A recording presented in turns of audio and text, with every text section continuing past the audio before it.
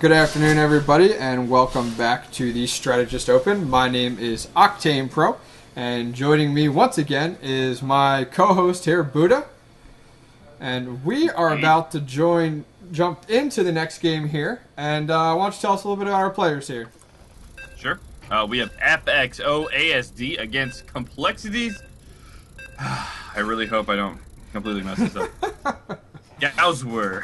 I don't know how to say it, man. There's too many S's around a W. Like, it doesn't make sense, but... How do you pronounce that? I don't understand. My lips just don't move in that way. I should know. He's like #1 GM right now. He's always on the GM list. He's a really good player, but I just don't know how to pronounce it. So, yeah. Well, we are, in fact, hopping into the game here on MLG Tal'darim Altar. We are, in fact, breaking into the, what round is this? I believe we're at the quarterfinals. Are we into now? Yes, we are in round 5, the quarterfinals. It's going to be a best of 3 starting here on MLG Tal'darim Altar as we have Complexities. Gowswer. I took a bullet for the team by trying to pronounce his name again. That's all right. I do appreciate it. And so he is located in the bottom left-hand corner as the red Zerg. And in the upper left-hand corner, we do have our blue Protoss player from Team FXO ASD. Protoss, we haven't seen any Protoss players really play yet. No, our first game was TVP, but want to see we've been dealing with TVZ for quite some time now. There's several matchups here. And this is our best of 3, is that correct? That's correct. Excellent, excellent. And yeah, we are jumping back in, folks. If you're just joining us here, my name, as I said, was Octane, and this is Buddha, and we are part of the Strategist, which is a new netcast coming to you guys. It will be offered starting July 1st, every Sunday at 10 p.m. right here on this channel, talking about Starcraft, talking about builds, talking about scouting. So please come and check it out then. Follow this channel. Support our sponsors. You'll see them in the bottom right-hand corner right now. And once again, we do appreciate you guys showing up, watching the stream if you're watching this on Twitch or if you're watching this on YouTube in the near future. Yeah.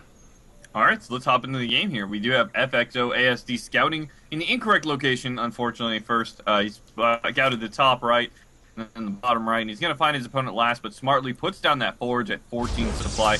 Playing it safe just in case. What? He just gets the pylon off at the natural just before the drone got there to go ahead and make the hatch. So now this is going to change the game.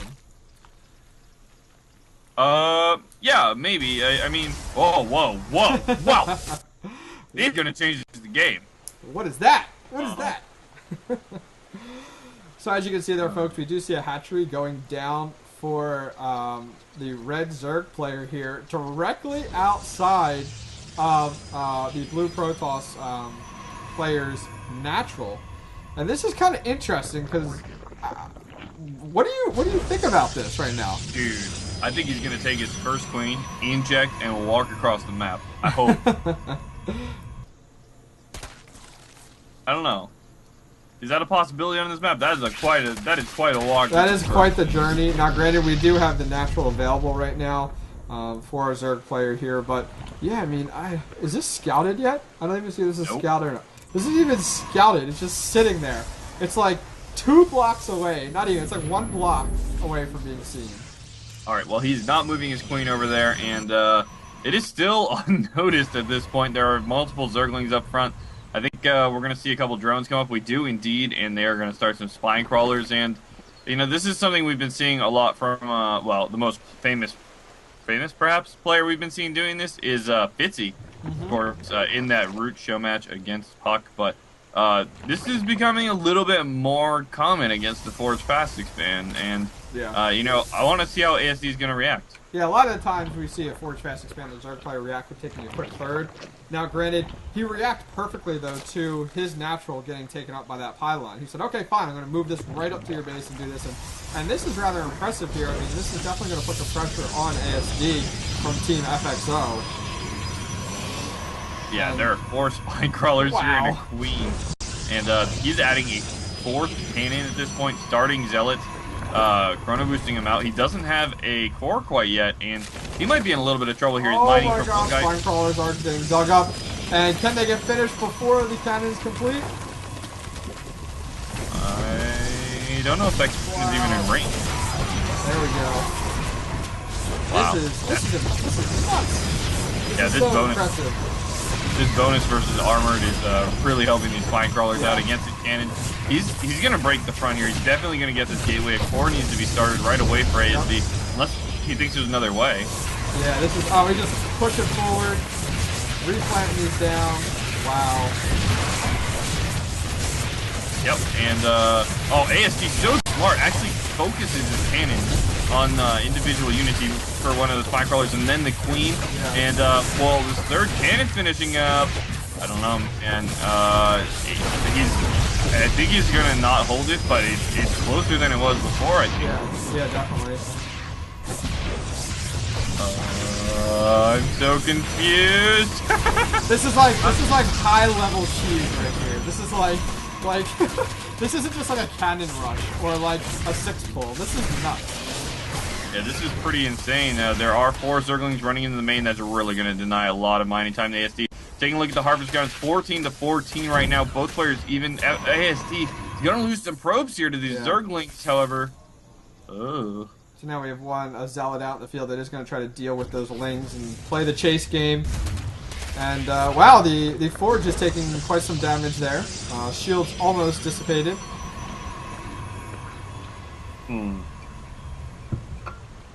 I don't know how this game is going to progress. Yeah, there's no core still. Correct. Because all the money is getting invested into, of course, is cannons. Well, you know what? If he could take out that Forge, I think that's what he's moving on right now. There's really no reason to kill it. Well, I mean, I guess to stop the cannon production or delay it, I guess. But like, if he keeps making cannons, then he keeps getting ahead, right? Because like ASD can't do anything. He can't even make probes at this point. He's so starved. Yep. Because of his cannon production. Yep, that's correct. Well, while we wait for these spine crawlers. Oh, he's going! There we go. Yep, he's able to get completely around there. He's gonna pick up that gateway. I can only imagine how enraged right now FXO ASD is right now. Oh my god, this is so genius if he gets this off! Not quite. Oh, that was close. Wow, these Lings are, they pretty much get to play the game now. And Tenrei gets around the Zealots. Actually, really prefer like from ASD. Wow, that was using those. He used those Zealots so well to tank for the probes and kept moving the probes so that they weren't the ones being targeted. It was really smart, but it was too late. Yeah, that was so impressive. So impressive. You can definitely see how high level these players are, like some of the things that they're doing here. So very nice job on his part there. Once again, guys, we're just going to want to promote one of our sponsors for today. Please check out TeamMadness.net. And what that is Team Madness is an up-and-coming free esports tournament website offering cash prizes to players of all different skill levels. It's a great community outlet for you guys to definitely check out there. They do have their own growing team and community, so please check that out over at TeamMadness.net. And that would be one of our sponsors that's definitely helped contributing to this tournament, allowing you guys to come into the tournament free. There's no entry fee at all, so please go ahead, check them out. Just check out their page. They got a lot of cool stuff over there, some clan wars, some giveaways, some social competitions, and everything. So please go ahead and once again, check that out, teammadness.net. Indeed. So it looks like we are going to be waiting for an... Oh, okay, well, there it is. That was very quick. And it actually looks like this isn't FXO ASD. Okay. It's in fact FXO Crane playing on ASD's account. I have a couple of sources telling me that now. Okay. So, well, that's fine. Yeah. That's why ASD is not, or Crane is not playing Terran. That would definitely make sense and kind of fill in some of those gaps that we see here. So we'll try to call him FXO Crane from now on. Most likely that's occurring because Crane does not have a North American account. I'm not really sure. We're going to have to kind of see. I mean, that's kind of one of the requirements. It's just to have a North American account, so no big deal. The more the merrier the way it looks now, so we're waiting for them to get started, and we will jump right in. So, Buddha, while we're waiting here, for people that are not familiar with yourself, kind of give us your resume here. Who are you, Buddha, to the StarCraft community? Well, I am not, in fact, a god, as my name might suggest. Oh, really? I know. Surprising.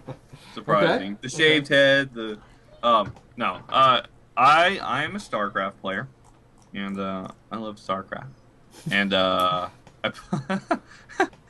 I've been through a couple of teams now, kind of managing, playing, doing all sorts of stuff, but oh my goodness, this guy's getting a little bit frustrated. Yes. Um, Looks like you can go. Both players. There we go. Go for it. yeah, I'm a Masters random player, low Masters, not high Masters or anything. And, you know, I really love StarCraft. I love analyzing. I love casting. You can come check out my channel at YouTube, or YouTube, twitch.tv/Buddhism101. And I know you have your own Terran stream because I'm on there all the time, Octane. Yes, that is correct. If you are interested, check me out, twitch.tv/OctanePro, SCII.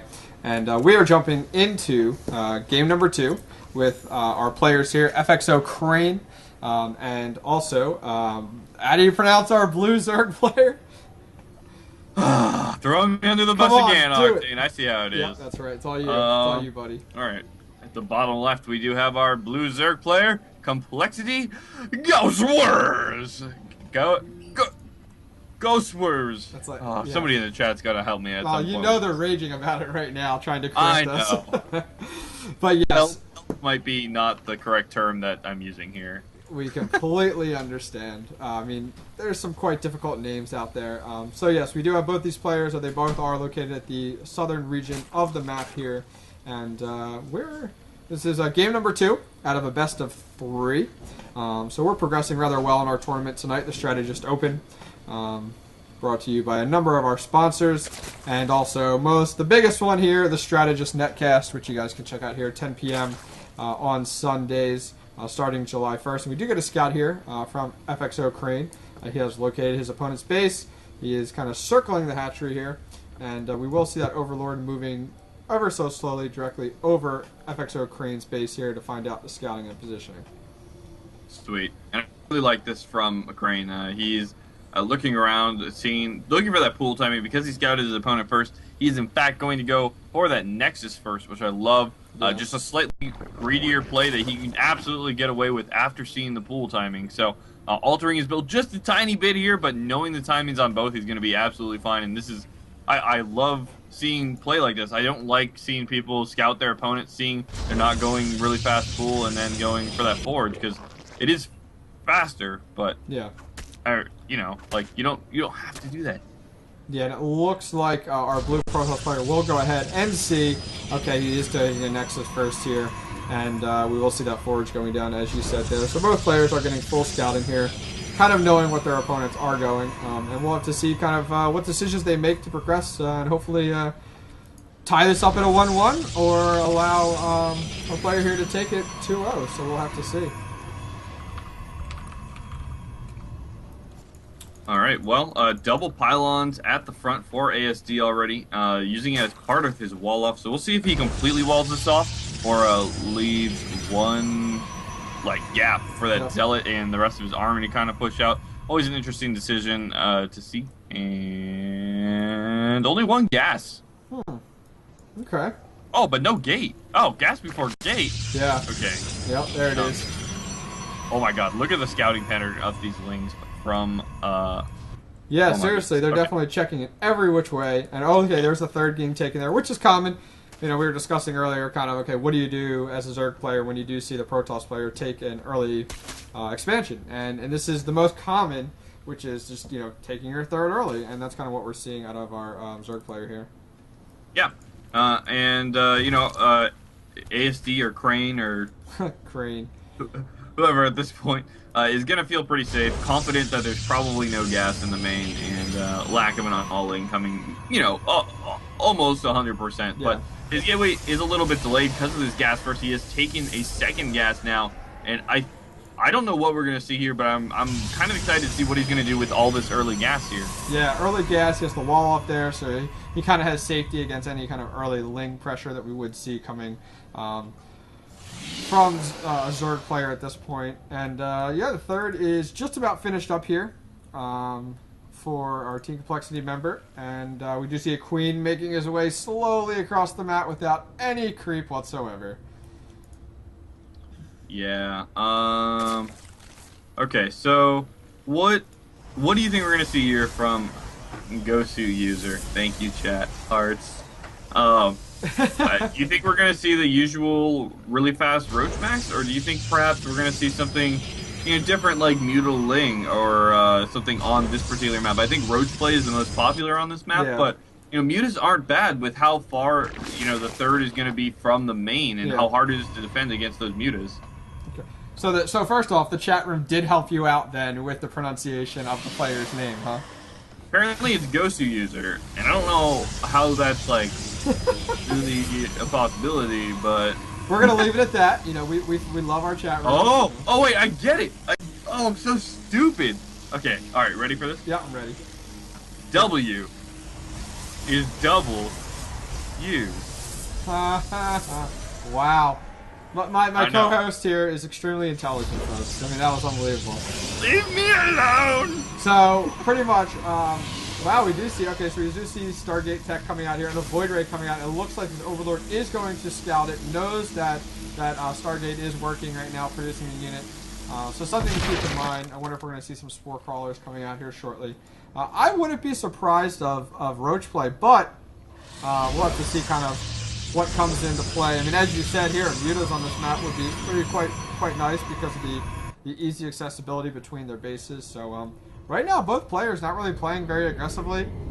Just kind of macroing up right now, getting their economy flowing. I mean, we're going to see a third most likely right now out of FXO Crane once he's done scouting.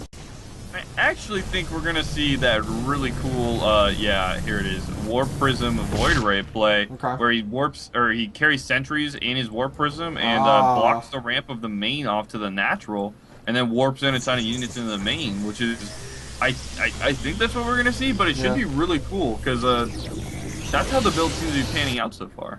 Yeah, it reminds me of, I think it was MLG Providence. We saw MC pretty much pull that out, and it was very successful.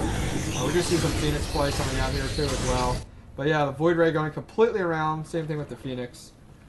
And yeah, looks like we're going to get some harass on the third here, which is completely opened up on the back side, located where the Harvesters are at.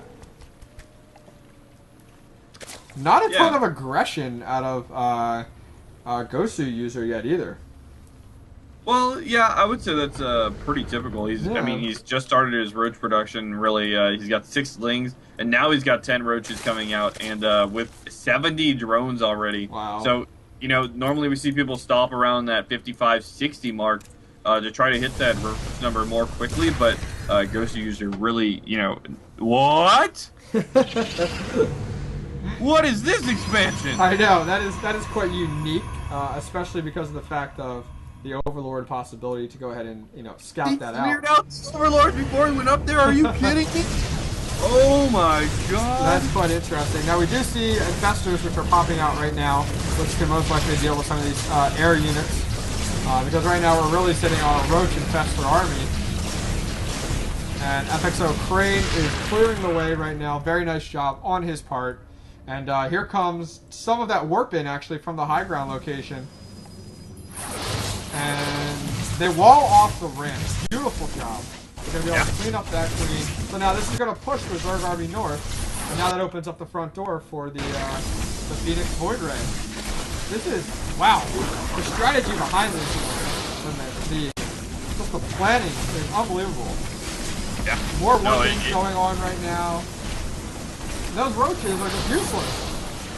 Yeah, they are. The Infestatorian's getting thrown up onto the high ground to help try to deny this, but the third base is going to go down, I do believe. Yeah, it's going to be off.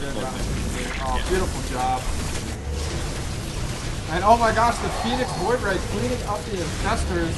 And I do not see any Infestors left out on the field right now, but that one's finished up. No, there's not. There are no longer Infestors available on the field. Yeah, Ghost user still having a decent supply lead, 62 to, well, sorry, that's his Harvester lead.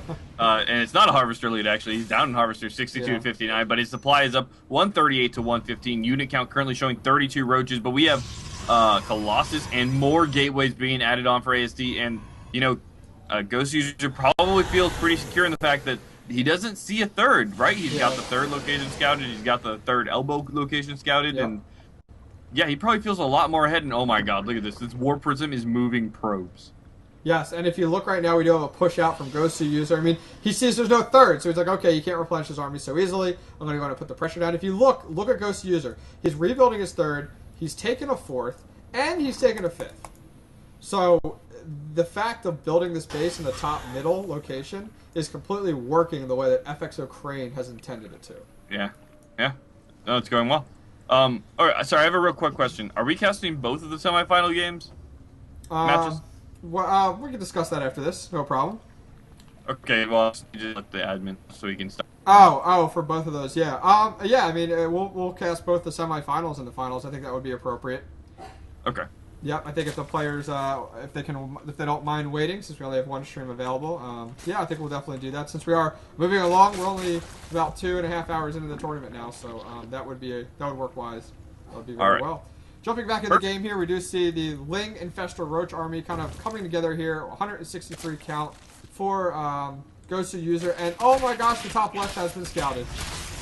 Yeah, and this is going to be really awkward for ASD, man. This is his third base, and when this goes down, he's going to be forced to basically max out and push out in an all-in fashion. There's no way he's going to be able to defend this. He's warping in 2 sentries. Yeah.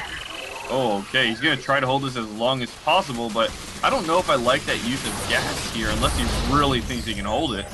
Yeah, we'll see. Now you can see, look, all the units are bunched up, and now we see this very unique army composition coming out of FXO Crane. Yeah, this is unique here. The Phoenix, the Stalker, the Sentry, the Colossi. Those are the most gorgeous force fields I've seen in a long time, man. I feel like I'm watching EG's Huck right now, cruising around with so many sentries. I mean, that was rather impressive. And look at that. Okay, he didn't lose his third, and he didn't lose his army. I mean, that's... What? I know. It's like, are you kidding me? It's unbelievable. And he's taking a fourth. Alright, well, Infestors come in now, and Phoenix is picking a number of them up with energy, so smart. And he's going to clean up all of the roaches here, taking a lot of damage on his army, but not losing all that many units. Yeah. Yeah, I mean, I think that FXO Crane will be able to hold this here. And it looks like he will. He has now above an army composition count for 150. Or I'm sorry, 156 to a little below 150 here. And yeah, I mean, I don't see. Looks very wise decision on FXO Crane's part, pulling back. Yeah, he's meeting up with his sentries from his top base now. He's taking a fourth at his third location, and he's looking in a pretty strong position. Remember, GoSuUser is on 5 bases now, though they're even on Harvesters at 70 to 70, and Corruptors are coming out at this point. Yeah. Do we have a Greater Spire out? We do not. We don't even have a Hive yet. Now this is an interesting choke for the battle here. Yeah. I like the blink onto the high ground by FXO Crane. Very wise decision on his part. What the priority here should be is focusing down these Corruptors, and it looks like he's doing that with the Stalkers, and look how easily that's cleaned up. Yeah, that was actually, unfortunately for GoSuUser, he didn't know where ASD's army was. He wanted to punish that fourth as quickly as possible. If it starts mining, he's pretty much out of luck in that game, I think. Yeah. So he tried to force an engagement, and unfortunately that choke didn't work out for him at all. Really good building placement by ASD or Crane. Yep. And those force fields, just placed perfectly between buildings. Like, oh, you can't attack here. Oh, you can't attack here. Oh, you can't attack here. Mm-hmm. And you lose your whole army, and I don't lose anything. Well, beautiful game. I think that goes ahead and ties it up, correct? That is indeed. So we'll be jumping into the last game of the series for the best of 3. Both players are currently tied up. We do have FXO Crane playing against Complexity's GoSuUser. And we're currently getting that match put together right now, folks. I want to tell you a little bit about one of our sponsors here, Omni Independent Films. Please go ahead and check out Kickstarter.com and search for Omni. That's Anomie. Pretty much what Omni is not just a movie. It's a chance for creative young people to create something in a way that would not have been possible even just 5 years ago. Little teaser there. What do you think that is? Go check it out. Kickstarter.com. Search for Omni, Anomie, and thank you very much to them. The director of Omni Films was actually the gentleman that created our intro video. So please go ahead and check that out. Correct. and that intro video, I really like it, man. But hopping into this next game here as we have Complexities Ghost User. Look at that, getting the name right for the first time in the intro, spawning at the bottom left-hand side of Daybreak LE. And in the upper right-hand corner, we do have XFO Crane playing on FXO ASD's account, if you're kind of confused there. And that is being represented by the blue Protoss player in the upper right-hand corner. And pretty much this is going to push this individual on to the next round here with our 1-1 in this best-of-3 series. And complete change, 360 change from Game 1 to Game 2 here between these two players. And we'll have to see, you know, how this kind of progresses here. We do have a pylon at the bottom of the ramp, which could mean another possibly forage fast expander, something of that sort for FXO Crane. Yeah. So this is the quarterfinals. Next round is going to be the semifinals. And let me remind everyone that this tournament has a very, very nice prize pool. Octane. It is $150 for first place, $75 for second, and $25 for third. I don't know why I said your name there. I was really trying to stall super hard. So that is $250 prize pool. Yep. And we are very happy to have all of you here watching with us in this game. So I do want to go back real quick and say, why don't we cast one of the semifinal games, and then we have to cast the third and first place match, right? That sounds correct. So I think that's a very wise decision. If you want to let our administrators know, due to the change in kind of the tournament here and timing and stuff like that, I think that'll work out very, very nicely. And yeah, outside of that, it looks like we do have our spawning pool going down from Complexities Gosu user here, and a little harassed there from his probe. And will he actually get the pylon down before the drone can make the hatch? Yeah, looks like he's not going to... Oh my gosh, look at that. Unbelievable denial there. And okay, he does get that down finally there. And for FXO Crane, we do see him right now going ahead and taking the forge and also the Nexus. Alright, so again, a Nexus first build out of ASD/Crane. Yep. And I really like that. And he is going to throw down... No, wait, what is this? Oh, he's going to send out another probe very quickly here. So this could be a sign of two-base aggression. Definitely, I think it is. And we have a gas before gate again. This is really cool. I'm not sure why he's doing it, but it's unusual and I like it. Next week, we're going to see Buddha trying this out in his ladder now. Oh yeah, dude. I always play weird. I'm doing it. I'm doing two gas before gate. All right. Oh wow. Okay. Okay. We do get some nice scouting by Complexities Gosu user here, scouting in the top left, taking his third now because he has scouted that his Protoss opponent has go ahead and taken the natural so early.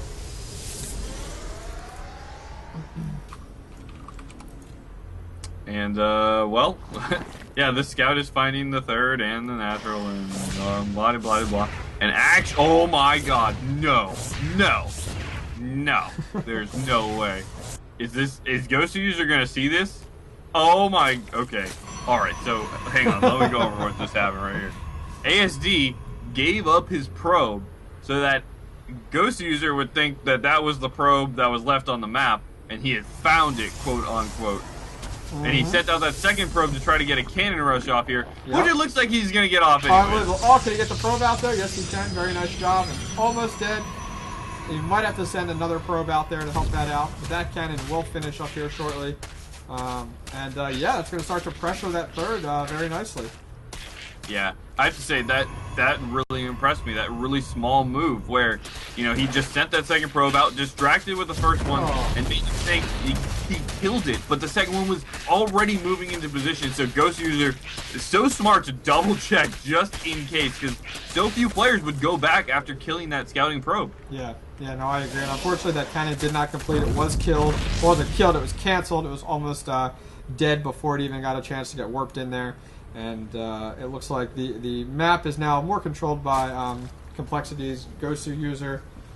And for FXO Crane, it looks like right now we do have Warpgate Technology getting researched, +1 ground as well, and it looks like we have a nice stalker getting brought in here at the moment.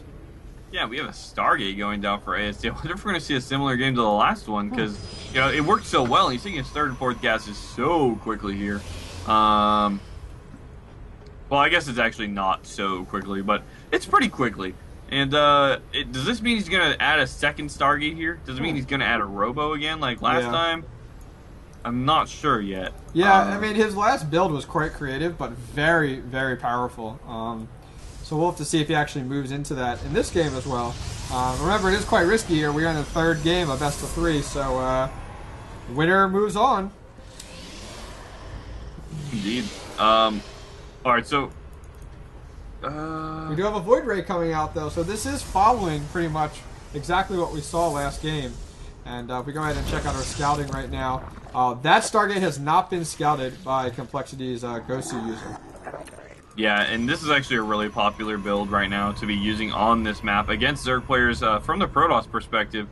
So typically we're going to see this pylon come up at the 4th base of the Zerg player, kind of at the northern base, just on the high ground there.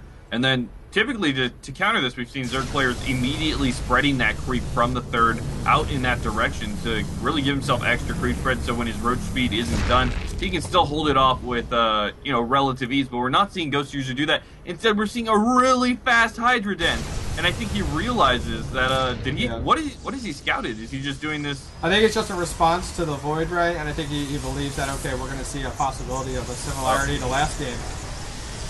He sees the 3rd and 4th gases being taken very quickly, so, you know, maybe he thinks it's a double Stargate build, but perhaps he's just prepared for this particular build on this map. I'm really surprised we haven't seen that creep spread come out from the 3rd base, though, because that has been getting very popular to try to hold any kind of pushes at the 3rd, like we're going to see here. Yeah, and it looks like our work gate has finished up here, and we are currently on 4 gate, and it looks like we're moving actually into a 5th gate here. We are going to get pressure in the upper left-hand corner as well. Whoa, this is so cool. He's already at 74 drones, and you know, he's got 6 gases going actually for a Roach Hydra combination. He's going for drops, so we're gonna see really, really cool moves. I think he's gonna clear the way to the top right-hand side. And we actually do have an observer going right through FXO Korean's base right now, and he's going to see everything that is going on, completely uncontested. And that is a shame, because he was doing such a good job of surprising his opponent, Complexity Gosu user. Yeah. Alright, so in the middle of the map, we do have a number of Hydras and Zerglings here, and oh my goodness, Hydras are so slow.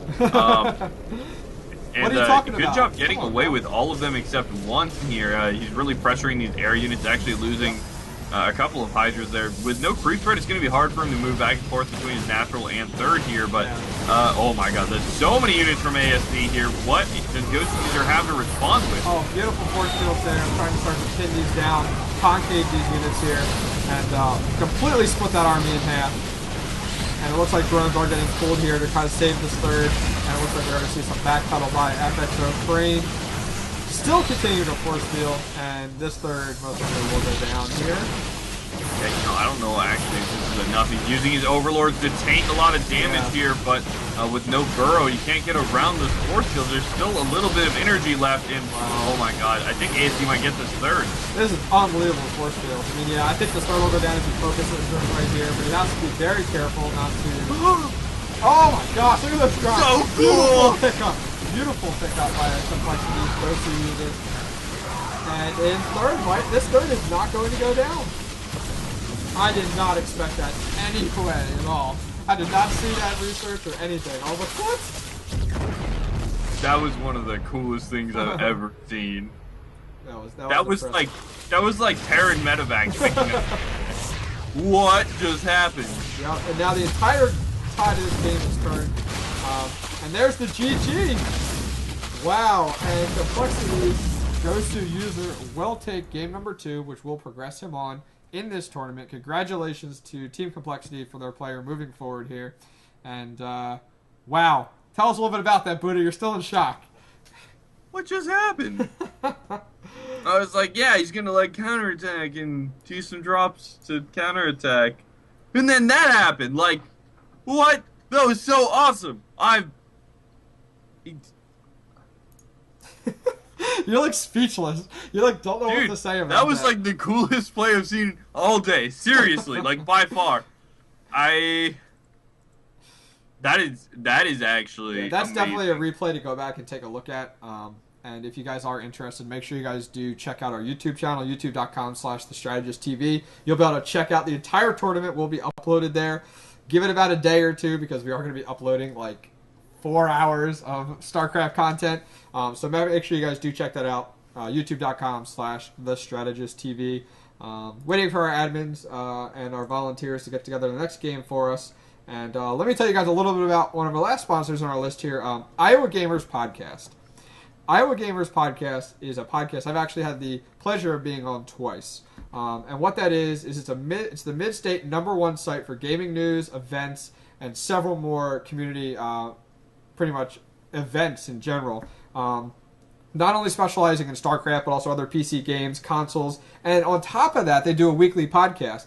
And so I've actually had the opportunity to work with Dr. Macro, who is one of the hosts, and also with another gentleman named Mozilla. And both of them really great guys. We talked a ton about gaming. I was just on there last Saturday to introduce the Strategist Open. So please go ahead, check that out. Iowa Gamers Podcast. You can check that out on iTunes. You can also check out their website, which is iowagamersonline.com. So once again, thank you to all of our sponsors and the contributions you've made to make this open tournament possible. Yeah, and they're just supporting esports, you guys. These are players that are getting to enter a tournament for free for a relatively large prize pool, larger than the Play-In Daily. And they're doing it because, well, because they want some more viewers and stuff. But they're supporting esports. And this is grassroots movement. Like seriously, go check them out. And hopefully you guys are getting to see exciting games. I think we are, man. These are... Yeah. That last game, I'm still... Yeah, it was nuts. It was nuts. I mean, the games are getting better and better. And it's been really cool. On another side note, guys, as the Strategist show progresses, we're going to have everything up on Team Liquid. You can go check that out over there. We do have a post over there for the show. But just kind of let you guys know what to expect from the show. July 1st, 10 o'clock p.m., you are going to see a pre-recorded Episode 1, which will be a Zerg, which will be the DRG 7 Roach Rush, which is a very powerful build versus ZVT and also ZVP. Most of our show, almost 99% of our shows will not be pre-recorded. Only reason it's being pre-recorded is I will be in Alaska at that time, so we're going to throw it up and give it to you guys. So please don't hold that against us.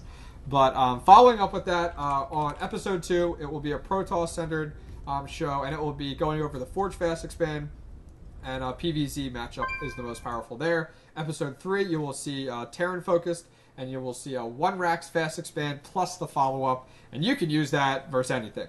And then finally, for Episode 4, another Terran build centered around a 2 Rax Early Pressure, which is most popular in TVP. So make sure you guys check that out.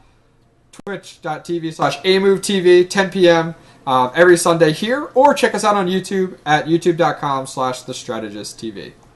And do keep in mind that we are starting with relatively simple builds while we get into it ourselves, and we kind of get used to the system a little bit on our own. Yep. And we'll base a lot of stuff off of this, right? One of them is just going to be a basic Forge Fast Expand, and we may go into a little bit of detail there, but there's a lot of follow-ups to that, and there's a lot of stuff we can do based on those original videos. So yep.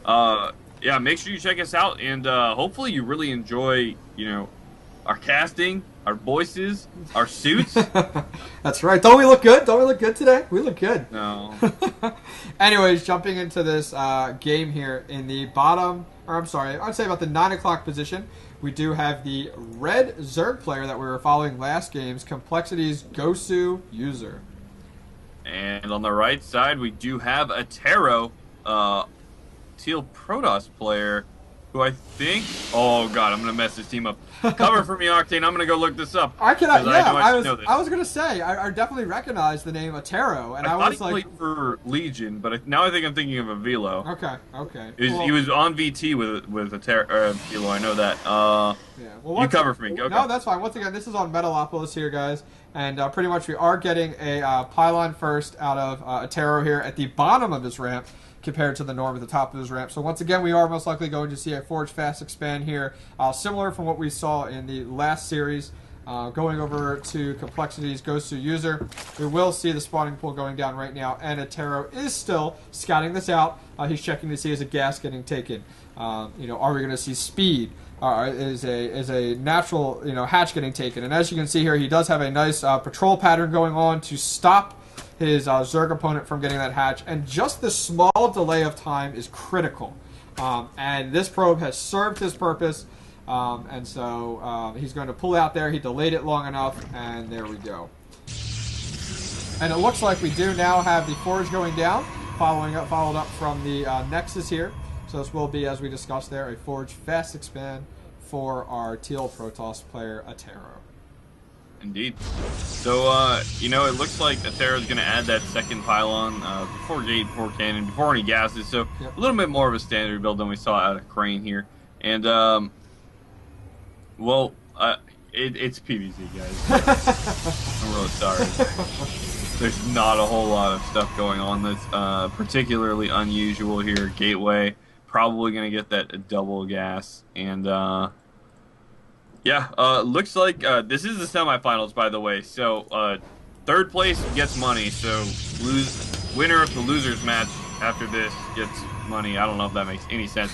But it looks like the other side of the bracket has caught up a little bit. Great. And they do have TSLHyun against VG Eero Set.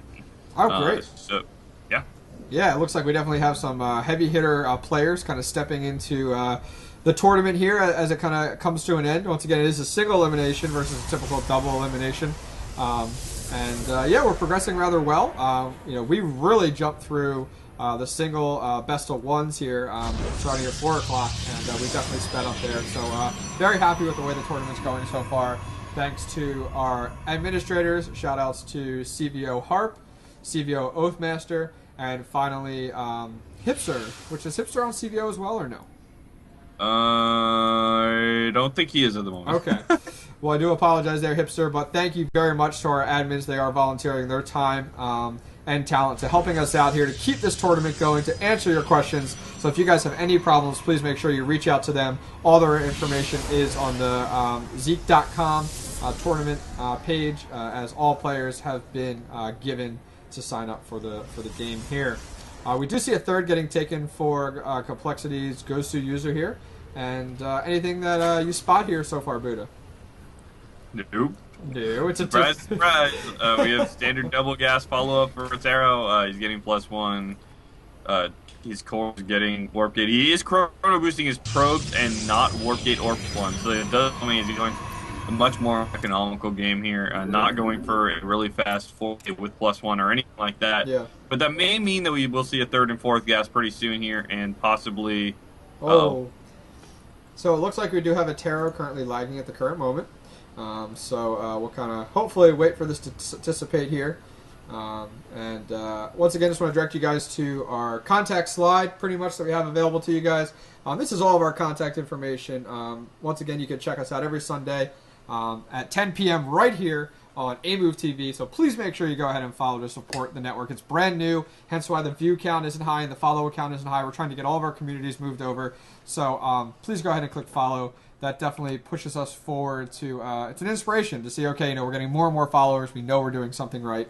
Furthermore, go ahead and check us out on YouTube, as I've said before, The Strategist TV. On Twitter, you get all the news about the upcoming builds that we're going to be coming out with, and stuff about the show. Check that out there at The Strategist TV on Twitter. And finally, any suggestions, recommended builds, anything like that, you can check that out over at thestrategisttv@gmail.com. So definitely check us out, guys. We are not brand new to the community, but our show is, and the content that we're bringing you guys, and we hope to provide it to you every week with great feedback. So let's take a look back at the game here. It looks like, unfortunately, Attero has gone ahead and lagged out, so we're going to go ahead and drop that and remake it. What we will do from there is, that's just kind of what we're doing here. We're not on land, so blame Blizzard. Blame Blizzard. Well, Don't blame Blizzard, because it's not like we have all the players Come like on in now, this room. our sponsors are helping us out here. We're gonna fly them all in. You know, we're gonna set up a LAN. You know, right here in our homes. We'll be good to go. Not that I have anything against that, Yes. however. So. Yep. Yeah. So we're gonna reach out to our administrators here to go ahead and reset that back up. Just gonna let Harp know. And in the meantime, Buddha, why don't you tell us a little bit about the show in regards to the structure of the show? You know, what we can expect from the beginning of the show, throughout the show, stuff like that. Yeah, man. We've been over this once before, but the show is going to be about build orders, essentially, and it's going to go a little more in-depth than I think a lot of people tend to go when they talk about build orders. It's going to go over the supply count and when you should do what, but it's also going to go into specific strengths and weaknesses where the build can be really strong, the build becomes weaker, or has a particular weakness, how to scout for any all-ins that it is weak against, and how to counter it from the other side as well. So you kind of get a full scope from both sides, and you know, it'll help you in both matchups if it is just a specific 1v1 matchup. Yeah, definitely what you guys can expect as well is pretty much how we're going to start the show off is we're going to go a little bit into a short news segment talking about particular tournaments and basic metagame shifts that we've seen in the past week in regards to specific builds that have been used in popular tournaments and that we've seen in the past week there. Furthermore, what we'll do is we'll jump into the strategy portion of our show, and we'll talk about the build order by supply count, which is pretty typical. You see a lot of that by day 9, a lot of that by Apollo, and then we'll talk about the purpose of the build. You know, what are we trying to accomplish compared to just winning? You know, what are we trying to do? Furthermore, we'll go ahead more into the offensive potential of that build. And then we'll look at the defensive side. You know, how do you hold off these common all-ins or these type of builds? And then furthermore, how do you defend it from the opposing side? And then how do you scout it too? And then finally, we'll close out the show. So make sure you guys do check that out once again. As I said before, the show is new to the community, but Buddha and myself are definitely not. We were actually talking about earlier. Buddha was talking about my stream.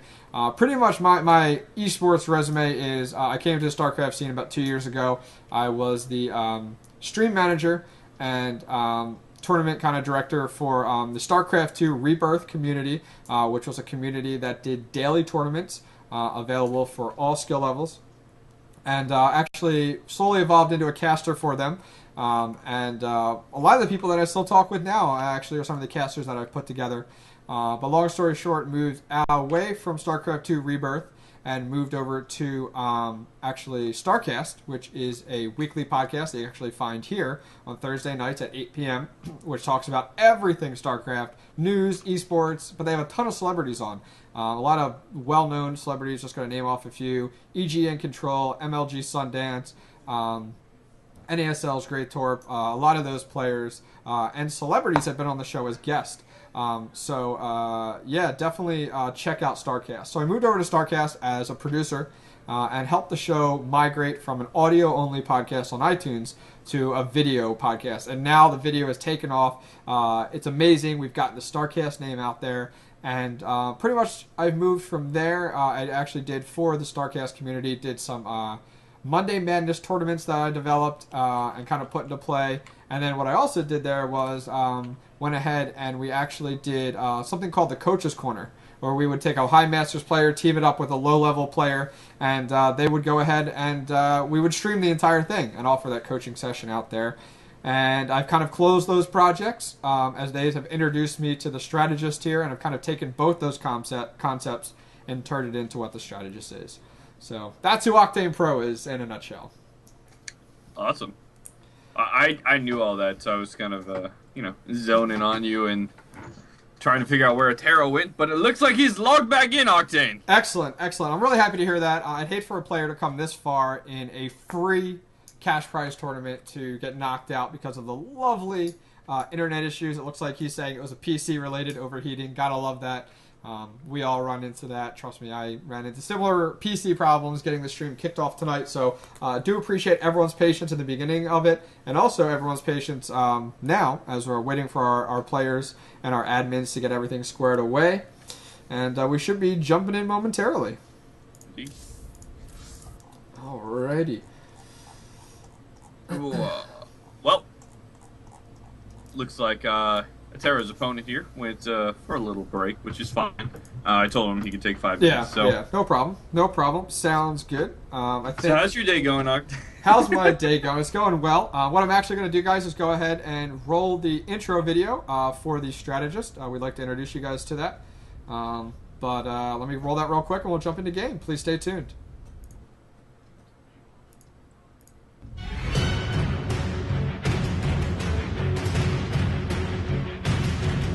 Alrighty, well, I actually am going to stop that real quick. I do apologize there. It looks like... Oh, I was trying to time that out perfectly, man. Nope, it looks like we jumped right into the game there, so I definitely didn't want to hold up the games and the players. So we are jumping into that here shortly, and we will jump right in. All right, well.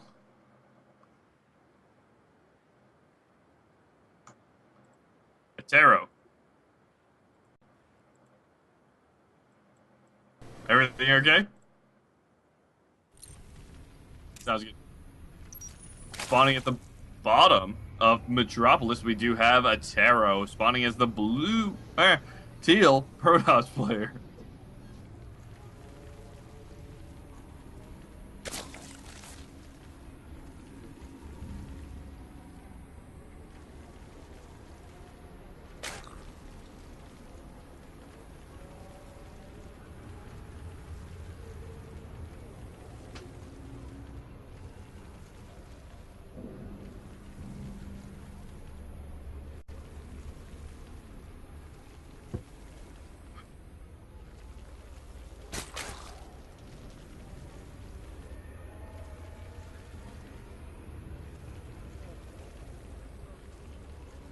Of course. Wasn't going to tell Attero he had to lose because he dropped at the 5-minute mark. Oh, he got that third base up. Damn it. Pulls plug. No, never. Alright, well, I'm assuming we're going to see a very similar opening to the last game. It's definitely a possibility that somebody might do something different, but, you know, Octane, sometimes I got a good feeling. Yeah, I always have a feeling, but sometimes I got a good feeling. Dude.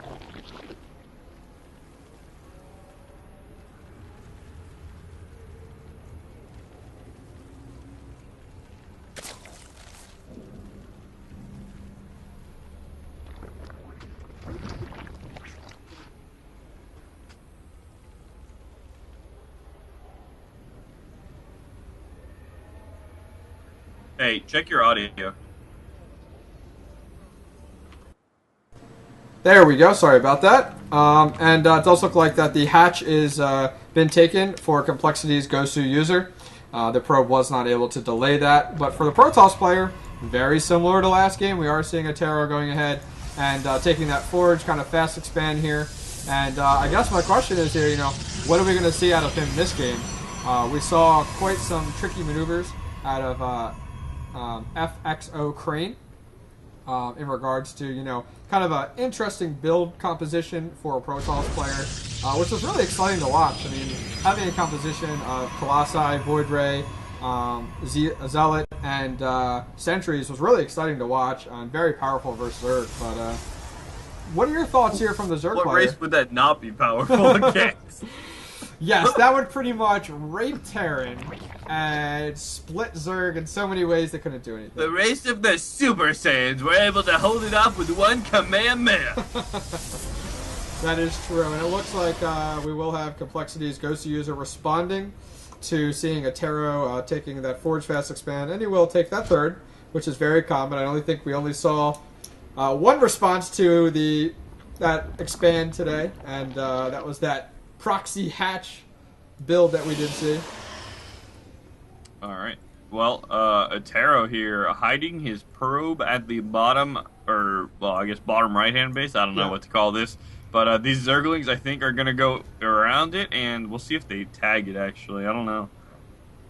Yeah, we'll have to see. It looks like this Ling is passing directly by that unit here. Now, we do have an Overlord by Complexity's GoSu user hovering right around here trying to get some scouting information. And same thing here, we do have an Overlord pushing into the natural expansion of Attero. Going to get some scouting information here. Does not see any additional gas, but he does see that wall there, so he does know what's going on. Both players pretty much in the know when it comes to what their opponent is doing at this point. Yeah. All right. So again, Attero really chrono boosting those probes out, and you know, I'm interested to see if this is something we're going to see in the next game, and if there is a third game, he's adding that robo and a third gas, but no fourth gas quite yet. Correct. And this is pretty standard for today's standards. Pretty standard for today's standards. Did you see what I just did there, Octane? That was unbelievable. You were a genius. You're a genius. I'm a terrible person. The one gate robo, and you know, I've been talking about this with some people, and I think this might be more prone to Baneling busts and stuff, because look, they would go for that Zealot and then that Stalker and then a Sentry, and their Sentry count is so low that I don't know. I want to see some people try it and see if it maybe makes its way back into the metagame based off of this build. We do see a Roach Warren going down for Complexities goes to user. Currently sitting on 3 base right now, and if we take a look at our harvester count, we are seeing a 47 harvester count in favor of Complexities goes to user, compared to Attero sitting at about 44. So he is ahead a decent amount, not a huge ton, but as of right now, it does look like we do have a proxy pylon going down for Attero. We might possibly see some warp-ins to go ahead and pressure that third. But as of right now, I mean, we don't really see a whole ton of an army composition out of Attero, but give it a few minutes, and we will. As you can see here, we have 5 gateways that are currently getting warped in. We do have a warp prism getting moved around the right side of the map. So I think the combination of the warp prism and the proxy pylon will be for warping in to pressure that third. I would think so. But you know, I think we're gonna see the same thing out of Ghost user. Actually, he took. Whoa! What is that? Yeah. All right, sorry. I love Spire play in PvP, but we do have a Spire coming down for Ghost user now. I thought we were gonna see the same thing we did last time with a fast 5th and 6th gas for those think hard Hydra Roach kind of compositions, but a ton of Zealots get warped in here. All the Roaches and Lings out of position, heading towards Attero's base, and well, he's not going to get very many probes, if any at all here, but he will get this hatch rate if he focuses. Yeah, and he's actually most likely to do another warp in here in the natural. That's what he was trying to do here. Kind of the third was a distraction. He had the warp prism heading towards the natural. Do a second warp in at that time, but unfortunately it did not work so well. So he's going to try to warp. He's in warp in position right now, and not in transport mode with that warp prism. But unfortunately, a lot of this is going to be taken out. And, talk about trading efficiently. I mean, these Zealots, they are doing their job very easily here, and it looks like we do have these pylons still in place, available to warp in more. And it looks like we'll see that warp prism pull out of there. And as of right now, I mean, we do see a Twilight Council coming down right now. So most likely, you think that'll get invested into charge at this point? Not actually sure. Because we do have Immortals as well. His probe is in the main and did see the Spire, so I think he's using it to get Blink, and he's going to do... Whoa, and then he's making an Immortal. Yeah. But typically we see Lings with Mutas. I don't know, man. I'm confused. Yeah, the Mutas are out in the field right now, and they are going to do quite an amount of harassment here. As this Protoss army is not as mobile as one may wish. And it looks like that Warp Prism is going to suffer from the Muta. And here come the Lings, the Roaches, and the Mutas. And this is pretty powerful at this point. Yeah, but he's only got 8 Mutas. And, you know, oh my god, Attero with some unbelievable micro. I've never seen anyone pull a Stalker away from a Mutalist before. That was pretty crazy. And Guardian Shield especially good against Mutalists. Mutalists doing 9 damage. Reduces that to 7, especially with that armor bonus that those Stalkers have. And those Lings can go right up that ramp and right in behind into that hatchery there. We actually have 2 Changelings as well. And here they come. Lings right up the ramp. And 1 force field going down. Lots of sentries though, so plenty of possibilities for force field. But Muta's coming in now, and Stalker is there to respond. Yeah, you know, I have to say, from Attero, I love that he put 1 force field down. He said, Go ahead. Come on up. Let's see what happens. I will split your army in 3. Don't even try it. And looks like Attero is going to take a 3rd base here. So this is getting to be a little more standard of a longer game here. And GSL actually has taken a 4th already. And it's already saturated. He is sitting at only 71 drones, so really spreading those drones out pretty thin here, which is, you know, smart if you get a base taken out or something. Yeah. But mining from all of these gases now is going to be a super big deal. Zealot coming in to harass his 4th. And this is pretty much just to outposition the Zerg player's army. I mean, it's not looking to do anything crazy. And as you can see, the entire map is moving. The Zerg opponent is moving across the map now with his Ling Roach Muta army. And this Protoss army is starting to become quite deadly, and the longer that it has a chance to grow, the more powerful it's going to get. I mean, a lot of people will say, you know, hey, you need to really put pressure on Protoss, and you need to damage their economy, and you need to keep up with it because you cannot let that Protoss player, get to that mass bio ball. But right now it is at 119 versus our Zerg's 166. Yeah, GSL doing a good job maxing, but he's maxing on not the strongest composition at the moment, right? He's maxing on Roach, Ling, Muta, which can do okay, but against a lot of power units from Protoss, which is what Attero is doing, right? He's not warping in a whole ton of gateway units. He's got a lot of Immortals, he's got a lot of Sentries, and he's making Colossus. This composition, if Attero hits max, is going to be very hard to deal with for GSL unless he techs, and he realizes that, and he is going to Hive right now. I'm sure we're going to see Broodlords as his next step here. Yeah, it's quite an interesting army composition, as you were talking about, for Complexity's GSL with the kind of Roach, Ling, Muta, Infester. But it looks like we are going to get some interaction here, and that wall is doing such a beautiful job there at the front, stopping them. But now here comes the pressure, and it looks like the Protoss player wants to go. Trying to hold that off, and I think now here comes that pressure from that Zerg player to kind of suffocate the Protoss player.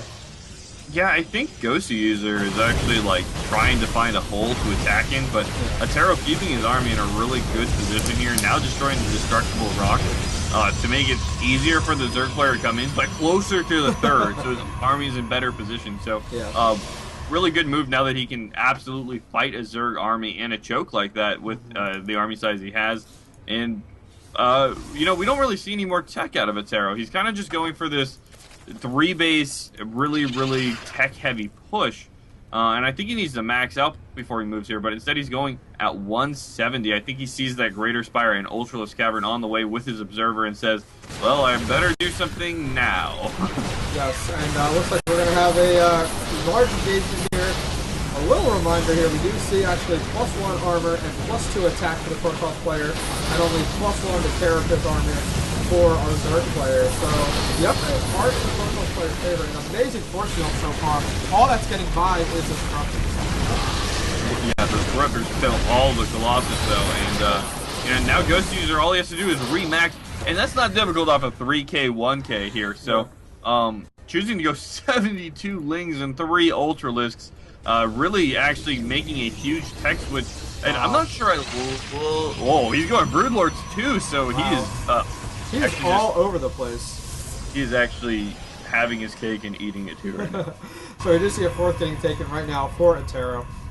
Very, wise decision on his part. Does not want to get to a point where he's suffocated for minerals at all. And we do see right now Complexity's GSL army at about 200, about to go ahead and push here. And yeah, wow, look at all the upgrades that are going down right now for Complexity's GSL. I mean, he has 4 upgrades going at once, and hey, he can afford it the way he's sitting right now. Yeah, he definitely can, and Attero, in a response, actually adds 2 Robos, a Fleet Beacon, a 4th, and starts double upgrades again. So, oh boy. He is really trying to power his units up. He knows this is a scary time for him. His supply is really low at only 169. He's trying to clean up the Overlords on the left side of the map. I wonder if, yes, GSL senses that this is the time to attack. His army's out of position, and into the main he's going to go. Yes, that was, oh my goodness. This is like cookie cutter micro here, Just soon as you keep an eye on your protocol opponent, when they get out of position, you attack. And that's what this is right here. And this pretty much is going to be the end of the game here. Whoever who wins this battle will take this game. And it looks like our protocol opponent is pressing for broodlords, lings, infestors, roaches, and ultros. Are you kidding me? Like, so many units. That's a lot to deal with. Now 175 to 118 supply. 3 Broodlords actually not attacking the army, but it does not seem to matter. 2 more Colossi come out. But even if Attero survives this, man, he's lost his entire wall off at his natural. He's starved on money right now, even though he's mining, and he's just going to have a difficult time trying to come back. Yeah, I mean, we can't... Yeah, I mean, right now... Look at the units streaming down the field right now. The speedlings coming down, which is key at this point in the game, at the matchup right now. All he's got to do is flush in the speedlings to get the surrounds, and he has that ability to. All right. Well, oh, this is so cute. All right, sorry. Yeah, the Colossus are going to die here. I think this will be a GG here at any moment, to be honest. And I already have my suit back on. Look at that. Oh, snap. Oh, snap. All right. Well, one thing I do want to point out that I think please that... what? I said please do. Oh, okay. One thing I do want to point out that GoSuUser did very well is he actually took his Overseer that he had for just in case there was a mothership or something. Yeah. And he dropped all 4 changelings and he walled off the ramp of Attero. Yes, yes. That was quite impressive. Really cool. Didn't come into use because there weren't immortals coming out from out there or anything like that. Yes. But really cool, and I love to see little things like that, even if they aren't used. Because, you know, what if an immortal tried to come down and Attero's like, man, I really thought I had like 4 more. Oh, why are they on my ramp? Yes, I completely agree there. So I'm sorry, I'm like blanking here. That was the end of that series, correct? No, that was the first game of that series. Okay, I was completely like, I don't know why I was thinking that was the end of the series there. And so what are our final rounds looking like right now for our players? What? What are the final semi-final rounds looking at right now for our players? What are the final semi-final rounds? Okay, so in the round 6 right now, we do have Uro and also TSLHyun. And then, as we said right here, we do have GoSuUser and also Attero. Which is this is round 6, best of 3, and what we'll do after this is then we also have our grand finals there as well. Yes. And sorry, I was like trying to set the game up. No, that's perfectly fine. I completely understand. Trust me. And it looks like we are going to jump right in here, guys. No delay whatsoever, and we are jumping into the game now with our best of 3, game number 2 for Attero versus Complexity's GoSuUser. All right. Well, it looks like Attero has chosen Daybreak as a Protoss player against a Zerg player, and this is kind of funny because this is actually the map that GoSuUser picked against Crane. Is that correct? Yes, FXO Crane. Yeah. So GoSuUser likes this map PvP, which might be a little bit unfortunate for Attero. We'll have to see if he has a special plan for this map, though. I haven't seen anything too spectacular like. You know, we normally see that that Warp Prism Void Ray play on Metropolis actually, because Shakuras isn't in the most map pools. But yeah. You know, we in fact saw it on Shakuras, and then I don't know, man. This is kind of a weird map choice for Protoss to pick. I think it's not the greatest third for them in the world, and yeah, I don't know. Maybe he knows something we don't. But starting in the upper right-hand corner at the 1 o'clock position, we do have the red Protoss player, Attero. And spawning at the bottom left as the blue Zerg. We've been following him for quite a few games now. As we're drawing closer to the end here, we do have Complexity's GoSuUser. ZVP on Daybreak, man. Yes. What do you think we're going to see? Do you think we're going to see a fast third from our Zerg player? I think we may. I wouldn't be surprised. But while we have a little downtime here, just want to go make a quick shout out to, once again, our sponsors for the tournament. AmoveTV, Zeke.com, Shifting Gears Show, Girls of Starcraft, Team Madness, The Year in Starcraft 2011 novel, Omni, Independent Films, and finally, Iowa Gamers Podcast. This tournament could not be possible without your contributions. Thank you very much. Yeah, man, go support them. They're supporting esports. Everyone here loves esports. That's why you're watching this stream. Don't lie to me. And yeah, no, seriously, you guys, they're such a big help. And you know, they're trying to do the same thing we are. They're trying to grow esports in Starcraft. So go support them. They're awesome. I don't know what else to say, you guys. Like, just do it. Just listen to me. Yep. So we do have a Forge Fast Expand going down for Attero here, and if you take a look, actually, the natural expansion was blocked of Complexity's Ghost User by Attero. So the proper response, which he did very nicely with, is went ahead and made his hatchery right here. But look at what's going on now. Once again, Buddha, we do have that pylon going down right above the third. So we should expect... Is this like some spot I don't know about or something? Like, it's like the only pro players know about this secret, apparently. Alright, I'm using this spot every game. I know, I mean, look at this right here. And there's the cannon, but no lings in sight just yet. And oh, we do have some lings coming now from the natural to the third. But a second cannon going down. So if the first one is taken out, the second one is available. And they decide to go right for the pylon. And oh, is he going to build? I bet he's going to build another pylon. Well, he actually added a second pylon, yes. not a second cannon. Oh, okay, I'm sorry. But wow, that is... And now, what we got here? Another cannon. Wow. So this is going to be very powerful because not only did Attero delay the natural, now he has caused the Zerg player to cancel his third. Like, yeah, that is unbelievable. Very high level right there. And in a response, we do have double gas being taken for Ghost users. I like this. I wonder what we're going to see out of it. He immediately moves his queen down to try to block any scouting, and actually he takes his third at the middle base. Yeah, I think he's just grasping, okay, what's available now? Like, my natural's done, my third is cannon sitting at it, so I have to take, you know, kind of the fourth optional location in the middle. Yeah.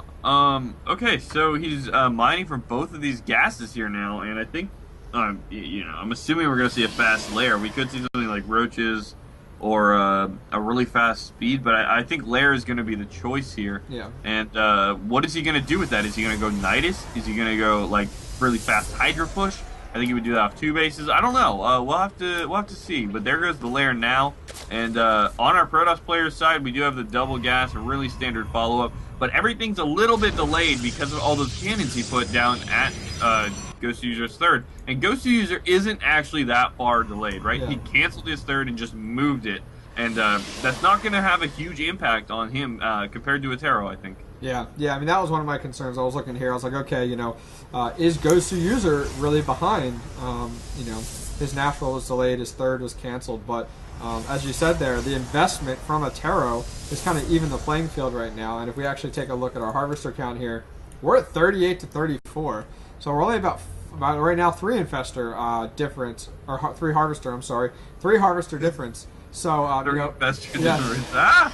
So the harvester count is definitely not that far apart, and so their economies are very, very similar at this point. And we do have a Twilight Council going down right now for Attero. Yeah, and we have a Nidus Worm coming down for Ghost User. Oh my gosh. I think this might be blinked out of Attero here. I'm not entirely sure at this point, but he's doing this not greedily, just standardly, yeah. Which means, yeah, we do have a very fast blink, which means he doesn't have any additional gateways. So yeah. if this Nidus Worm doesn't get spotted right away, he can take so much damage. It might be game ending. Yeah, and we do have 2 Overlords in position for a Nidus, one here at the western side of Attero's base, and another at the top eastern side, both able to place the Nidus in the main. Yeah, I mean, I'm excited. I'm excited for Nidus right now. I mean, I think it's awesome, and it looks like it started. Yeah, just out of view here. These 3 additional gates are not up yet. We're on 1 gateway. I think there's only 1 sentry in the base of the bench. All the blows get pulled off. And all of those lings are attacking the natural. Okay, now they're trying to attack the probes. And, wow, they are just blowing it. Look at the queen coming through. I'm surprised we're going to see a spine crawler come through next. Jesus. And the pylon get taken, and there is the GG. And wow, that was a very quick game. Congratulations to Complexity's Ghost User on taking that best of 3 series. Yeah, that was actually really, really, really good play. I love the response to go for a Speedling Nidus. I think Attero, again, I don't want to say he played greedy, Yeah. but he didn't. If he had spread those pylons around his base, played extra carefully, I think he could have seen it and stopped it. But a really good response from Ghost User. A little bit gimmicky, but honestly, just really, really, I liked it. I liked it a lot. Yeah, no, it was quite impressive, and I like the Nidus play. We haven't seen that yet today. That is, quite unique, the Nidus play, and it takes a different level of player, and congratulations to him, and that's why he won. It was a very wise decision. He scouted it out perfectly. It was going to work, and it worked out very well. So congratulations to him. We will be following him through the remainder of the tournament here. But it looks like right now, I guess we are... Do you know the current progress on the other series that's going on right now? Looks like they have both actually finished. Okay, so that means that we will go into the best of 5 finals. Is that correct? Or no, we're going to go ahead to the third and fourth place. Yeah, I think so, and Yeah. I think those are going to be best of 3. Okay, sounds good. That is not a problem at all.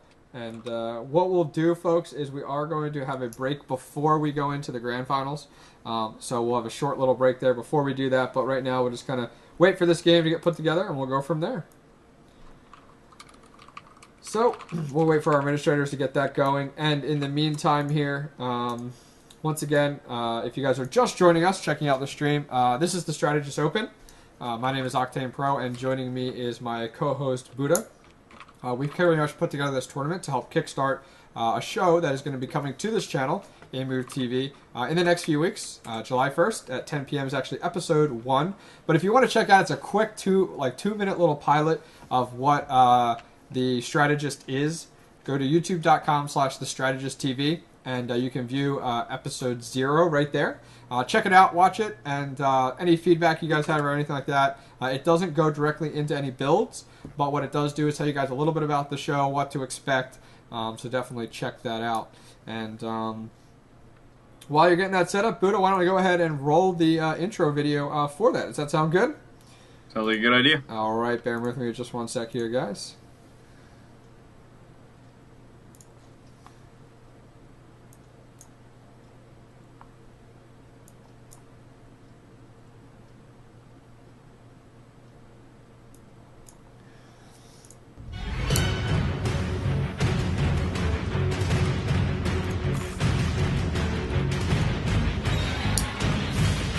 A Starcraft strategist has the ability to combine the innovative, perceptive, and holistic insights of a build order with the pragmatic and systemic skills of a pro to guide strategic direction in the Starcraft universe. Introducing the Strategist.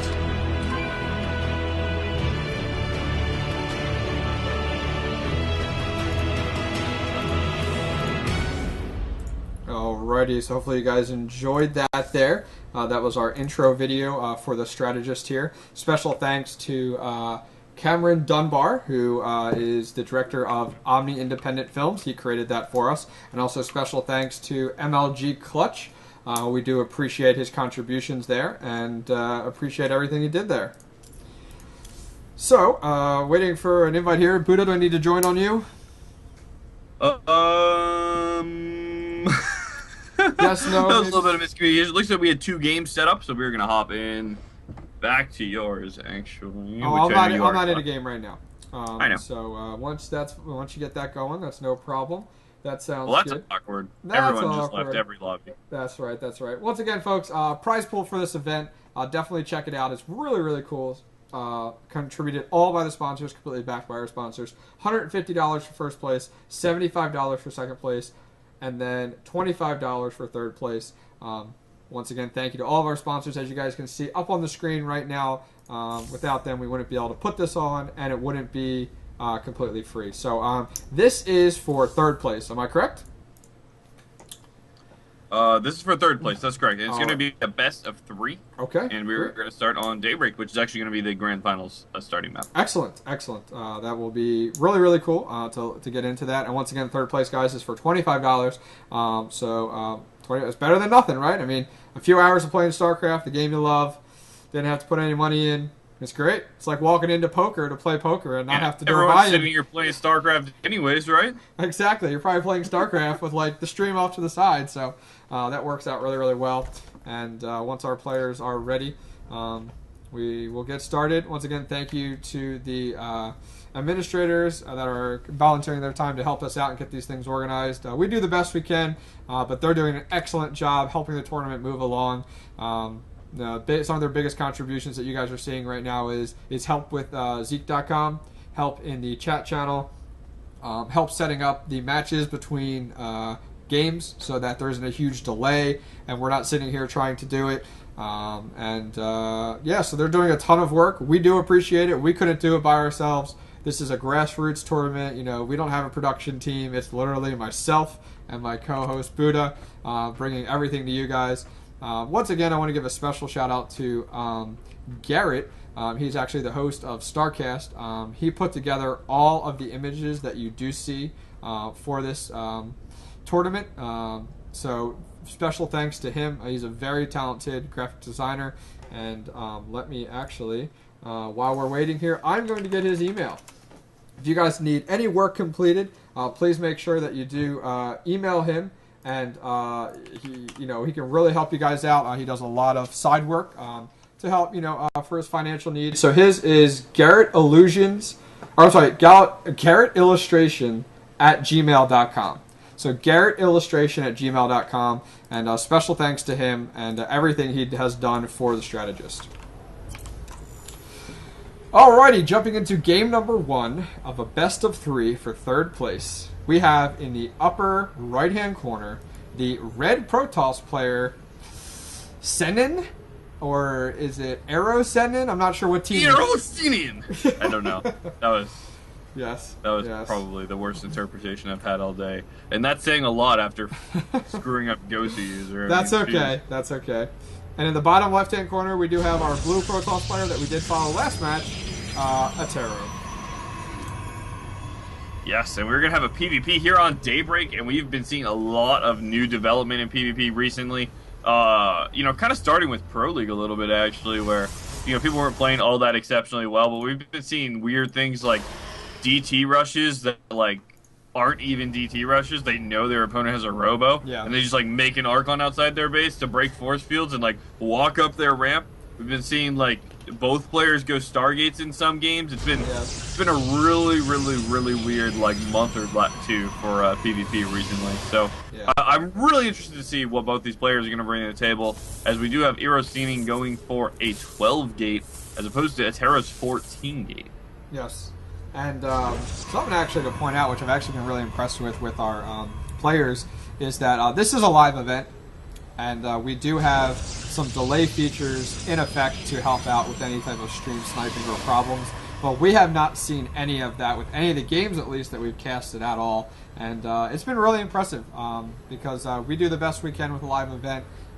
Hence why you see a lot of tournaments are actually pre-recorded just to kind of help out with those types of problems. But regardless, just a thank you to our players for keeping it legit and not overstepping anything to kind of go outside the boundaries here to stream snipe. Indeed. Alright, so really standard so far. It looks like, that 12 gate for Irosinin got his cybernetic score up about 12 seconds earlier, which is actually a big deal. And he's actually going for a really fast second gas even, so I'm interested to see what that's going to be. And Attero following that up at exactly the same time, actually. So pretty similar builds here. Attero should have he has about a half a probe lead at this point in the game. So not a big deal. Good probe press from Irosinin is going to offset that a little bit. But all right, I'm going to put you on the spot, Octane. Do it. Prediction. What are we going to see? What are we going to see? Well, right now, we have double gas from each of these units. I'm not going to be surprised if we kind of see definitely kind of that 10-minute early pressure from both the Protoss players there. I'm not going to be surprised there. I mean, both of them are kind of pushing heavily into their army compositions right now, especially with that double gas. So it doesn't look like either of them are taking a Nexus right now. So that would be my prediction, that we're going to see some a clash of the Titans here for 3rd and 4th place. My prediction right about the 10-minute mark. The game's going to end at a 10-minute mark? I think we're going to see our first big battle at the 10-minute mark between these one-base Protoss players.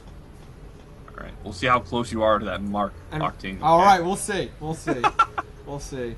Alrighty, and it looks like we have lots of scouting going on by Senin, and going in the bottom right, top left, checking for any proxy pylons or anything like that. Zealot in the middle, and the blue Protoss player as well. I mean, it looks like we have a, what do we got here? 3-gate. Yep, 3-on-3 right there. So, yeah, I mean, it's PvP, folks. There's not a lot of excitement until Warp Gate's done. And actually, we see a Robo after the 3 gates come down for Attero, so that's a pretty interesting development. We have a 4-gate coming out of Aerosen, but it's a weird 4-gate. Yeah, his definitely. Gateways didn't start until Warp Gate was done. Yeah, the timing wasn't lined up properly, so that, you know. I'm terribly sorry. He's going for Blink 4-gate. So that timing is not as necessary because that Twilight Council is right there. So, but now what I do see here is I don't see anything that's going to allow him to get allow him to have the upper hand to blink up to his opponent. And it looks like we have a proxy pylon going down in the bottom right-hand side for Attero.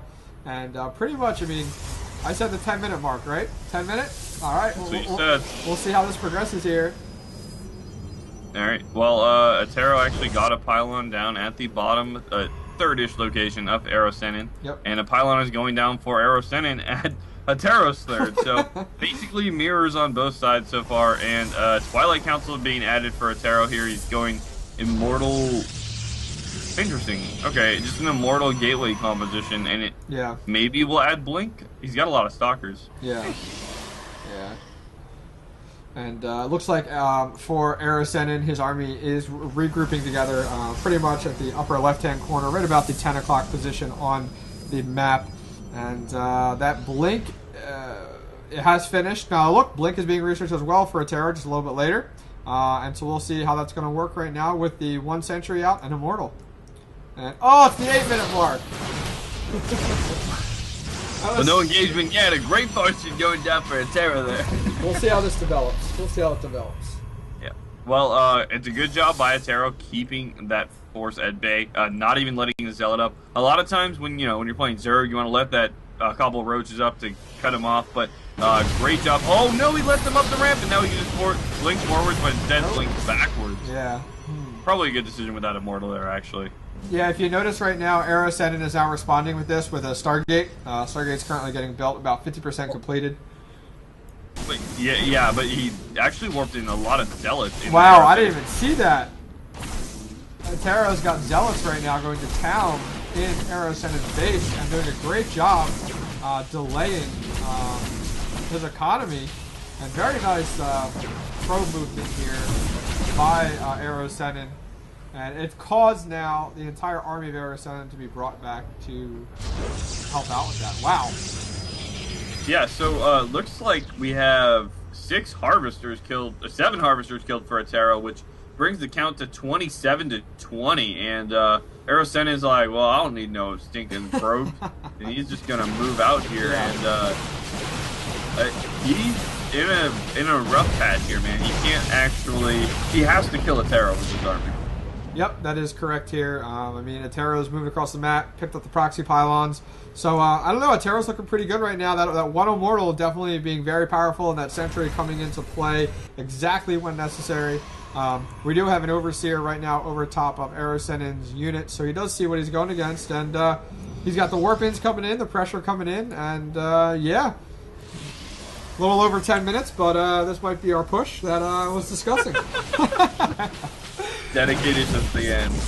We're at the 10:45 mark, folks. He does get one of those Phoenixes, and oh my god, he's actually going to start. Oh my goodness. Wow, so congratulations right there to winning that game 1 of the best of 3. This is for 3rd place. Attero took that game there. And so we'll jump into our 2nd game here once everything is set up. And remember, this is actually like... It's not a bigger game than 1st place, but but if you don't get third place, you don't get paid. That's right. Right? You don't get paid. So, that is true. There's actually a really big difference here. And, yeah.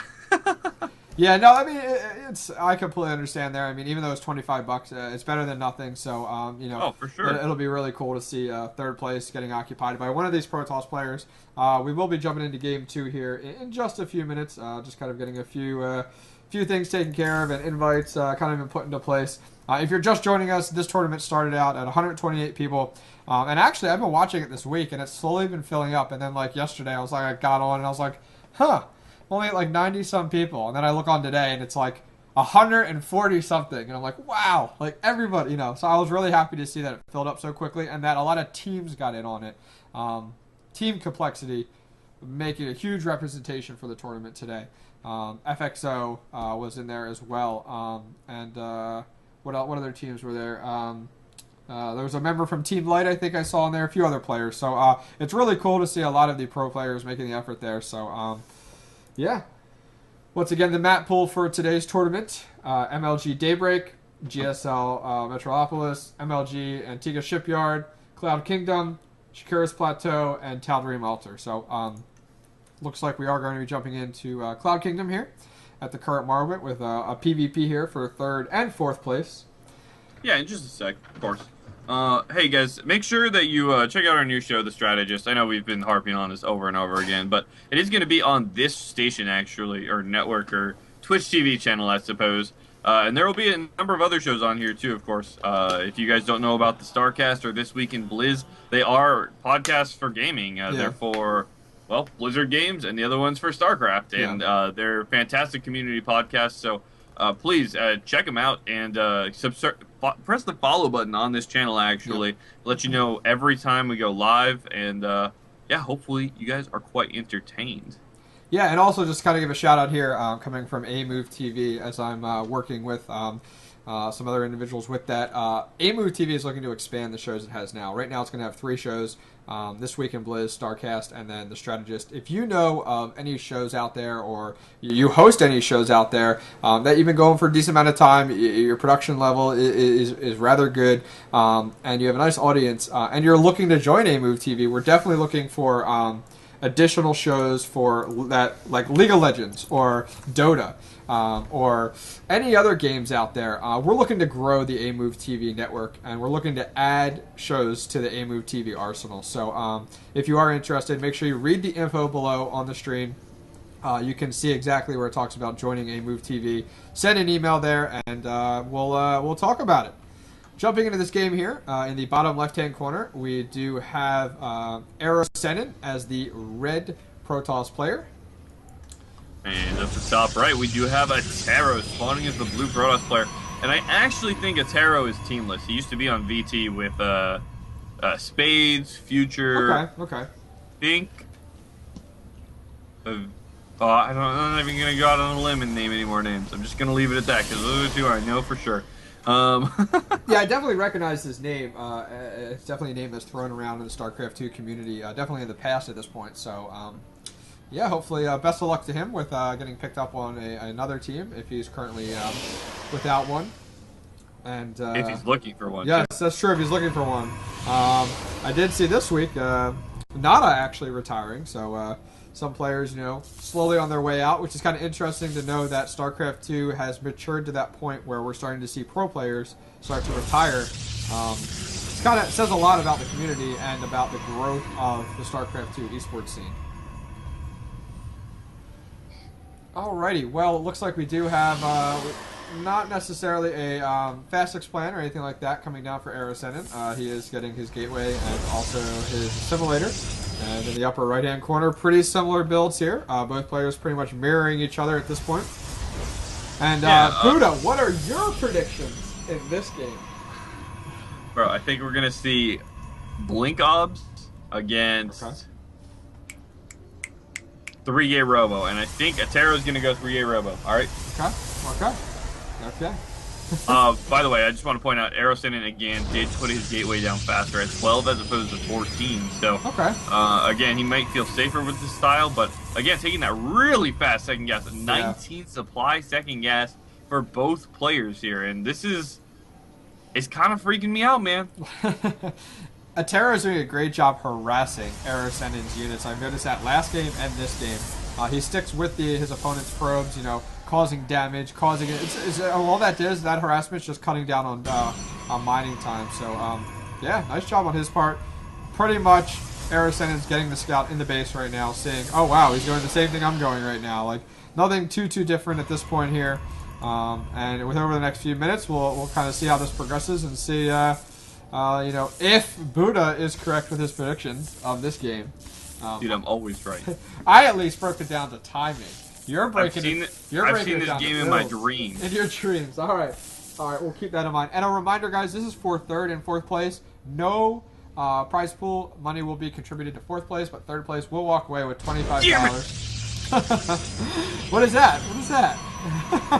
Stargate. Well, not a robo. Yep. Attero's going for. Looks like we have one gate Stargate going on now, and it looks like for Ascendant, we will have a 2-gate robo at this point. And just a reminder, everyone, after this best of 3 series, you know, it depends how it goes after this match. We are going to take a short break before we jump into the grand finals. Once again, we'd like to thank everybody who has gone ahead and participated in the tournament today. Along with the volunteers and also you as the viewers for coming by. We do appreciate it very much. Indeed. It'd be kind of boring if we did this without any viewers. Yeah, you know. Well, for me right now, I'm doing it without any viewers, but I don't have the chat channel up. I'm not monitoring any of that. You know, for once, that's not my job. All right. Well, we do have multiple Phoenixes coming out here for Attero, and I wonder. The Stargate can have 2 uses. One, it can harass a lot of probes, but 2, a lot of times, and it doesn't look like that's what we're going to see here, but a lot of times we see this timing where you walk across the map with 3 or 4 gates worth of units, and you just pick up all of his sentries with your Phoenixes so we can't force field, and you just walk up his ramp and kill him. And I don't think that's what we're going to see here, because his 3rd gateway was a little bit late, and we have 4 gates at Twilight and a robotics facility down for Ascendant right now. Well, on top of this expansion. Yeah, Blink is definitely a possibility again. Very popular in PvP matchups here. And, I wonder why we're seeing... Okay, we just saw the Stalker, Zealot, and Sentry move to the bottom. Okay, so I was wondering why we saw this army move to the bottom right, but he moved to the bottom right. The Phoenixes are walking right up the front door. Oh. And he waited for the Phoenixes to get out of vision, and he canceled his Nexus. Did Attero see that? Oh, and there's that sentry being focused down, and they will get that. And this is quite the aggressive build by Attero. Yeah, is this actually going to be...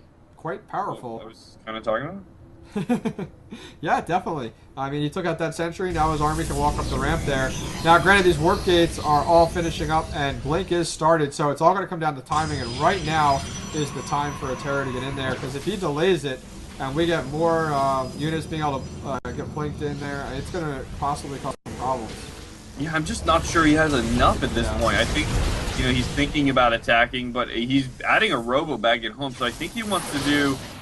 I'm not sure what he wants to do, but I don't think his plan is to walk up the ramp and attack right now. I think it's to contain his opponent and keep him on the one base. Yeah, definitely. Oh. Wow, there was definitely a missed kind of rally for a Zealot and also a Stalker. I'm sorry, a Zealot and a Stalker up the top of the ramp there. But yeah, these Phoenixes are doing great vision here and definitely causing Ascendant to be suffocated at this point while the natural is being taken by Attero. Yeah, and we have pretty even supplies here, 30 to 30 and 30-30 harvesters.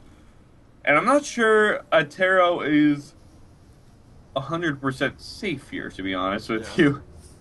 He's going to get supply blocks here. Ascendant, of course, does not know that exactly, but he's going to get a good look with his observer at the units that Attero has before he loses his own, and he might just move out and try to attack here. He has a probe station to be able to make a pylon at the top left whenever he wants to, and he's got a probe down here ready to expand, and it looks like he's going to do it anyways. He is, but Atero's expansion is already halfway done. He's going to attack with this anyways. I don't know.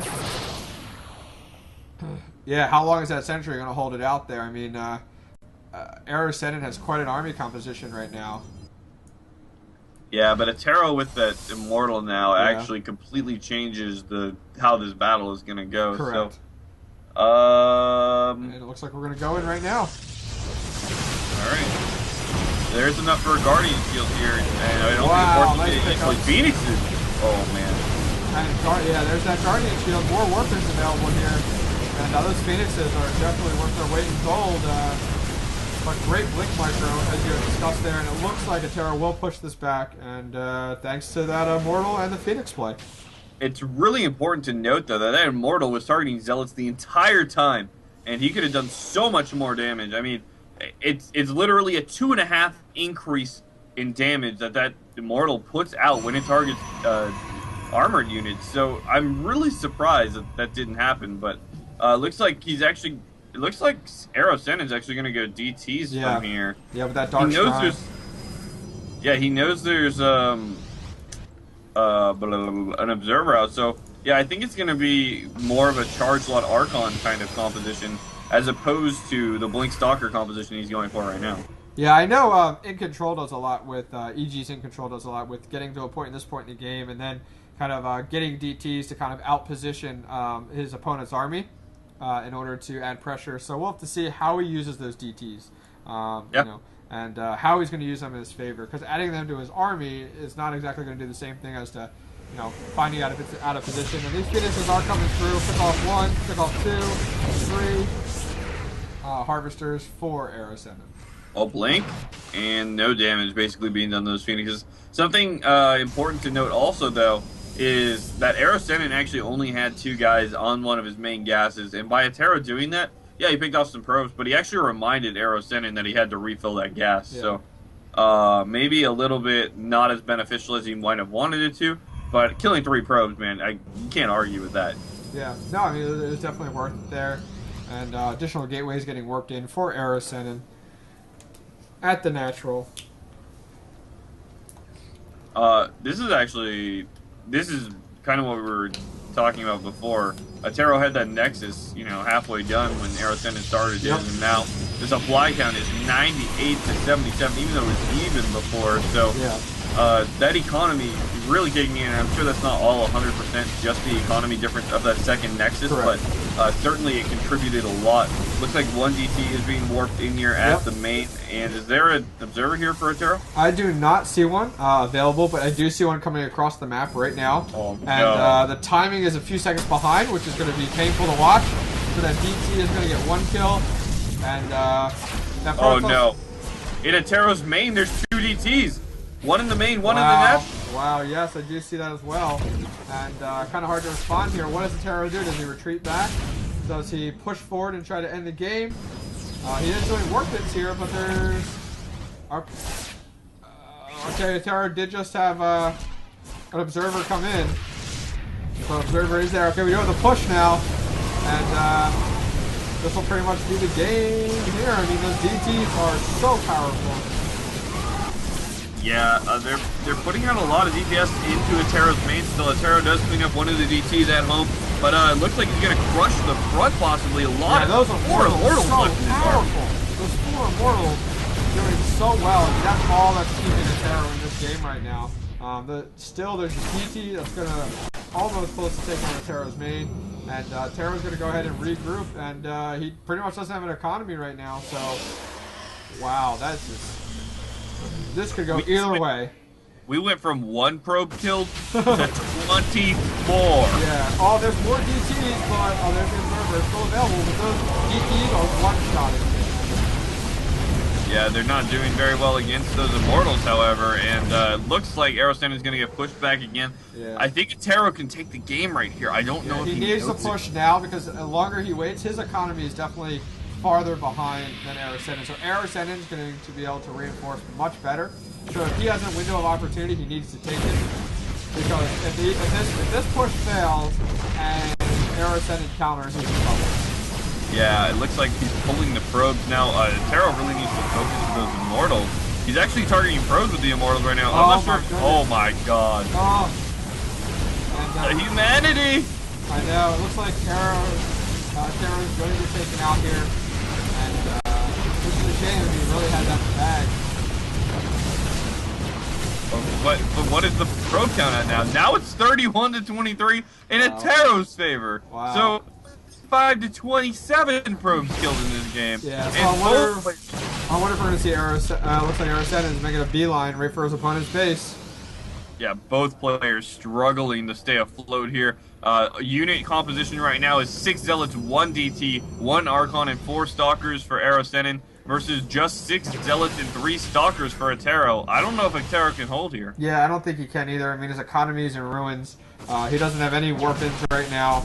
He has a very small amount of units, so I think of a GG here.